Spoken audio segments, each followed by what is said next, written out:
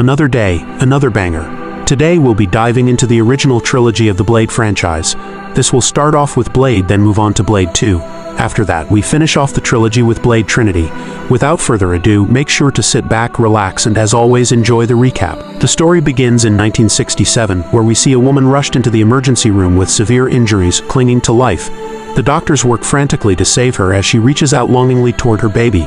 Flash forward to the present, where we follow a couple wandering through random spots before arriving at a place where a man opens a door for them. Inside, the scene is alive with a wild party atmosphere, with people dancing under flashing lights enjoying the nightlife. As the couple makes their way to the center of the party, the man grows increasingly confused by what's happening around him. Suddenly, blood drips onto him from above. He tastes it, and moments later, sprinklers filled with blood erupt, spraying everyone at the party. Panic sets in as the man realizes he's surrounded by vampires.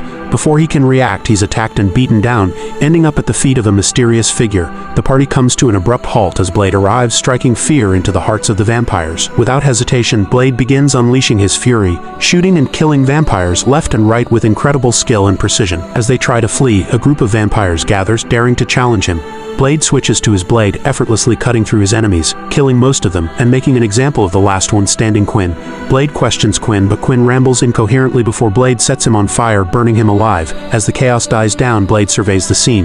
The police arrive to handle the aftermath while Blade, having done his job, exits the scene in style, leaving behind a trail of destruction and fear. Meanwhile, Quinn's burnt body is brought into the hospital, declared dead. Inside the lab, Karen, a doctor, takes notes. Puzzled by the strange cells of the man on her table, Curtis Webb, her colleague and friend, approaches her, asking her to examine the body closely. As they work together, they talk about their past, reminiscing while they assess Quinn's body. Suddenly, the moment is shattered when Quinn awakens, attacking Curtis and biting him. Karen watches in horror as Quinn then turns his attention to her, sinking his teeth into her neck. Just as things seem grim, Blade bursts into the room, delivering a punch to Quinn and forcing him to flee through the window. Karen, now gravely wounded, lies on the floor. Blade hesitates but ultimately decides to help her, despite the risk. He picks her up as police officers rush in, shooting at him. Blade throws Karen through the window and follows, exchanging gunfire with the officers as he escapes. After the chaotic scene, Blade is seen driving through the city with Karen and heading to an abandoned warehouse. Inside, his ally Whistler greets him. Blade asks Whistler to help Karen, who is suffering from the effects of the vampire bite. Whistler, knowing the dangers, warns Blade about the possible side effects of the bite, but he begins treating her anyway. As they talk, Whistler asks about Quinn, eager to take him down. Karen, growing restless due to the bite, struggles, and Blade holds her down to keep her calm. Meanwhile, at a board meeting of high-ranking vampires, the fallout from Blade's rampage is being discussed. The members are furious about the mess caused by the vampire nightclubs. Deacon Frost is called in and reprimanded by the vampire elders for his reckless behavior, which they claim is getting their kind killed. Frost, defiant, challenges their outdated ways and beliefs. Dragonetti, the leader, reminds Frost that he isn't an original vampire and tells him to stay in his place, causing Frost to storm out, visibly angered. Elsewhere, Blade gathers more medicine to help heal Karen and shares a brief heartfelt moment with his trusted friend. As Karen recovers, she begins exploring the warehouse and is intrigued by the collection of weapons scattered around. Meanwhile, Blade and Whistler engage in a private conversation, though Karen overhears parts of it. Suddenly, Blade experiences a seizure when something is placed into his neck, catching Karen's attention. She tries to slip away, but they notice her and cut her off, leading to a confrontation filled with questions. They sit down and explain everything to her, the truth about vampires and Blade's mission as a hunter dedicated to wiping them out.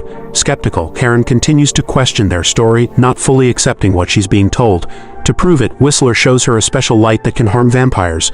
Still unsure, Karen watches as Blade prepares to leave, advising her to stay hidden while he handles his business. Whistler, understanding the danger she's in due to her bite, gives her mace for protection and warns her to buy a gun to use on herself if she starts transforming into a vampire. Meanwhile, in a secret location, Dragonetti meets with Deacon Frost. Furious with Frost's actions, Dragonetti slaps him in anger before storming out, leaving Frost alone with mysterious codes on his computer.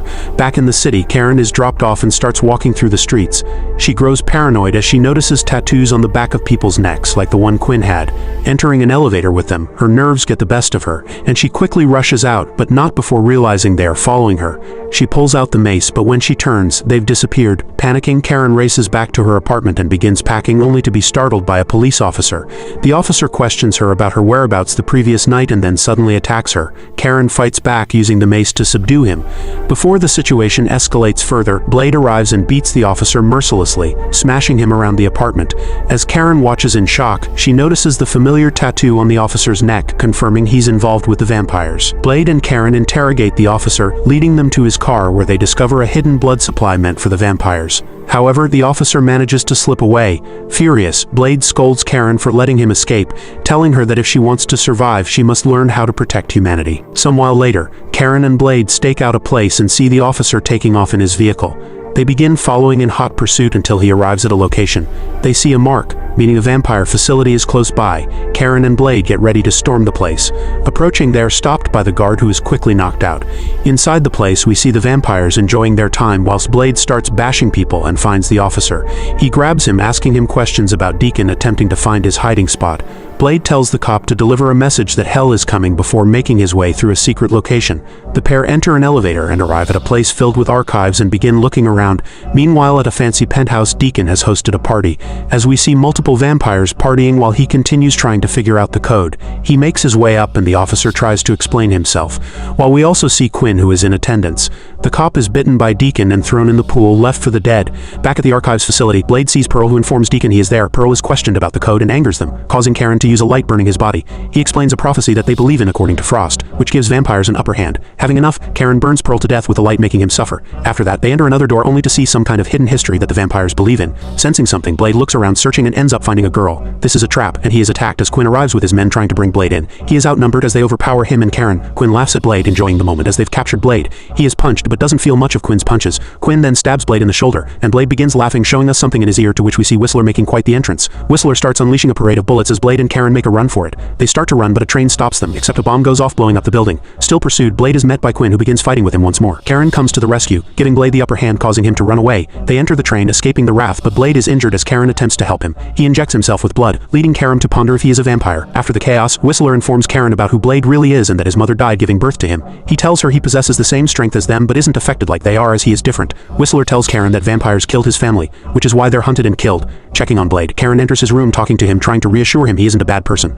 Blade explains he is fueled by vengeance for his mother. Meanwhile, Quinn is angry that he failed his mission, telling Deacon it's impossible to get Blade. Coming up with a plan, Deacon kidnaps Dragonetti and makes fun of him by telling him he is in control. He then proceeds to pull out Dragonetti's fangs, stripping him of his pride before he is killed due to the sunlight. After healing, Blade shows Whistler a piece of paper he got from the vampires and tells him to decode it as Karen shows them a medicine she has come up with. The bottle explodes while she tells them it can be used as a weapon. Karen is then told that Whistler has cancer as Blade is injected to regain his strength. Whistler then observes Karen's neck, explaining she doesn't have a lot of time left till she turns. The next morning, Blade walks and notices Deacon. He approaches him, but Frost holds a little girl hostage and tells him to tread carefully. Deacon is impressed about how he is a daywalker and tells Blade to accept himself for who he truly is. Deacon then offers a truce, telling him to join their side, to which Blade refuses and vouches to kill him. He then holds the girl up and threatens him, but Blade quickly fires at him, leading Deacon to throw the girl and run. Meanwhile, Karen attempts to find a cure for herself, as she doesn't want to turn, and tells Whistler it's the only chance she's got. Simultaneously, they're interrupted as a shootout ensues between the group, which leads to Whistler being shot and bashed by Deacon.